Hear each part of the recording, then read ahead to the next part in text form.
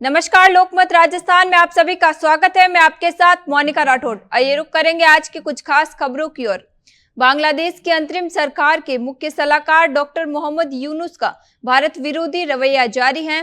BIMSTEC summit में PM Modi से मुलाकात के बाद भी यूनुस सरकार ने चीन और पाकिस्तान को रणनीतिक जगहों पर अहम प्रोजेक्ट सौंप दिए हैं। इनमें एक पोर्ट और एक एयरबेस शामिल है। बांग्लादेश ने भारत के कोलकाता से सिर्फ 200 किलोमीटर दूर मोंगला पोर्ट के विस्तार की जिम्मेदारी चीन को दी है। यूनुस की हालिया बीजिंग यात्रा के दौरान इस डील पर मुहर लगी थी। चीन ने इस पोर्ट के डेवलपमेंट के लिए $400 मिलियन देने का वादा किया है। वहीं बांग्लादेशी सरकार लालमोनीरहाट जिले में एक सैन्य एयरबेस बना रही है, जो भारत के चिकन नेक यानी सिलीगुड़ी कॉरिडोर से सिर्फ 120 किलोमीटर दूर है। इस एयरबेस के लिए बांग्लादेशी पायलटों को पाकिस्तान भेजा जा रहा है, ताकि वे पाकिस्तानी JF-17 फाइटर जेट्स उड़ाना सीख सके। 27 मार्च को 5 अधिकारियों को ट्रेनिंग के लिए भेजा भी जाएगा। आरोग्यम परम भाग्यम यानी सेहतमंद होना परम सौभाग्य है। प्रधानमंत्री नरेंद्र मोदी ने वर्ल्ड हेल्थ डे के अवसर पर इस श्लोक के माध्यम से स्वस्थ जीवन का संदेश दिया। उन्होंने कहा, विश्व स्वास्थ्य दिवस के इस मौके पर हम एक स्वस्थ दुनिया के निर्माण की अपनी प्रतिबद्धता को फिर से संकल्पित करें।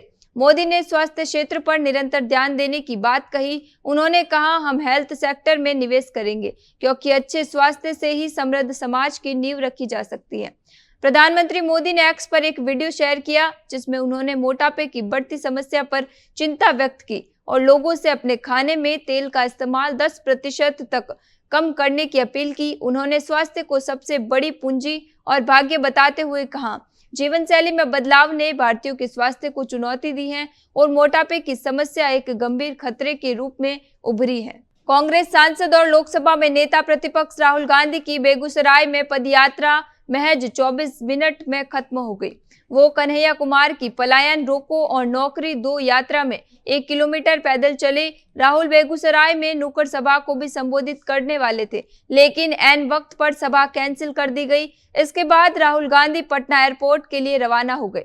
आपको बता दें, आज राहुल गांधी बिहार दौरे पर पहुंचे थे। यहाँ उन्होंने बिहार कांग्रेस के नेताओं से मुलाकात और पार्टी की आगामी रणनीति पर भी चर्चा की थी। केंद्रीय गृह मंत्री अमित शाह आज जम्मू और कश्मीर दौरे के दूसरे दिन LOC और कठुआ में BSF की चौकी पर जाएंगे। यहाँ वे मौजूदा सुरक्षा व्यवस्था और हालात का जायजा लेंगे।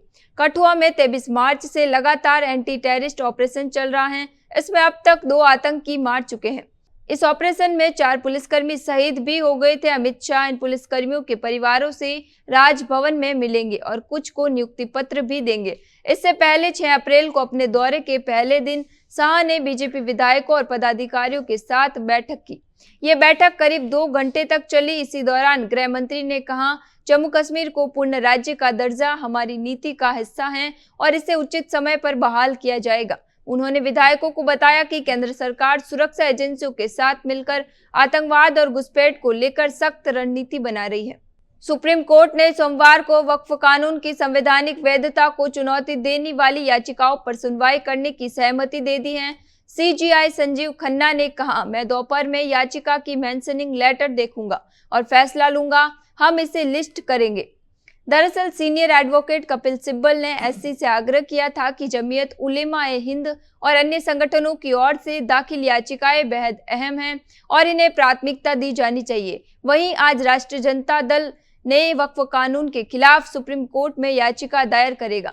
सुप्रीम कोर्ट में अब तक 6 याचिकाएं दाखिल हो चुकी हैं। All India Muslim personal law board ने 11 अप्रैल से पूरे देश में विरोध प्रदर्शन करने की घोषणा की है। पश्चिम बंगाल के बीजेपी अध्यक्ष और सांसद सुकांत मजूमदार ने दावा किया कि कोलकाता के पार्क सर्कस 7 पॉइंट इलाके में रामनवमी की रैली पर हमला हुआ। सोशल मीडिया प्लेटफॉर्म एक्स पर वीडियो शेयर कर मजूमदार ने लिखा, सिर्फ भगवा झंडा ले जाने पर गाड़ियों पर पत्थर बरसाए गए, शीशे तोड़ दिए गए, अराजकता फैलाई गई। ये कोई सामान्य घटना नहीं बल्कि टारगेट हिंसा थी। जवाब में कोलकाता पुलिस ने कहा, किसी भी जुलूस के लिए परमिशन नहीं ली गई थी, न ही इलाके में ऐसी गतिविधि हुई। गाड़ी को नुकसान पहुंचाने की सूचना मिलने पर पुलिस ने तुरंत एक्शन लिया और स्थिति सामान्य है। जांच के लिए केस दर्ज किया जा रहा है। किसी भी अफवाह पर ध्यान न दें।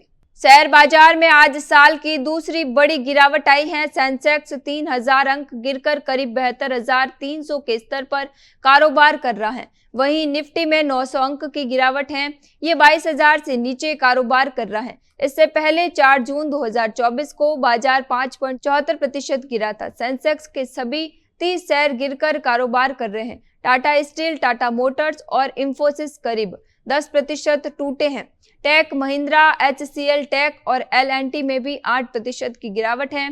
वहीं NSE के सेक्टोरल इंडेक्स में निफ्टी मेटल सबसे ज्यादा 8% टूटा है। IT, ऑयल एंड गैस और हेल्थ केयर में करीब 7% की गिरावट है।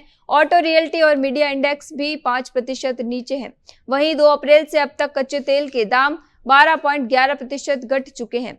वहीं आज ब्रेंट क्रूड 4% टूटकर $64 के नीचे फिसल चुका है। ये बीते 4 साल का निचला स्तर है। राजस्थान में भीषण गर्मी का दौर शुरू हो गया है। आज सोमवार को 14 जिलों में हीट वेव का अलर्ट है। रविवार को बाड़मेर, जैसलमेर में पारा 45 डिग्री सेल्सियस पर पहुंच गया। पिछले 26 साल में बाड़मेर में अप्रैल के पहले हफ्ते में ये सबसे ज्यादा तापमान है। अगले कुछ दिन गर्मी से राहत मिलने की संभावना नहीं है। वहीं मध्य प्रदेश में भी भीषण गर्मी ने समय से पहले ही दस्तक दे दी है। रविवार को भोपाल का तापमान 40.5 डिग्री सेल्सियस पहुंच गया। इस सीजन में यह सबसे ज्यादा है। प्रदेश के 13 जिलों में तापमान 40 से 42.2 डिग्री के बीच रहा। मौसम विभाग ने 11 दिन तक देश के अधिकतर राज्यों में लू चलने और अधिकतम तापमान 40 डिग्री के आसपास रहने अनुमान लगाया है। 10 अप्रैल तक राजस्थान, गुजरात के कुछ जिलों में अधिकतम तापमान 42 डिग्री से ऊपर जा सकता है। फिलहाल के लिए इतना ही। फिर लौटेंगे एक नए सच के साथ। तब तक के लिए दीजिए इजाजत। नमस्कार।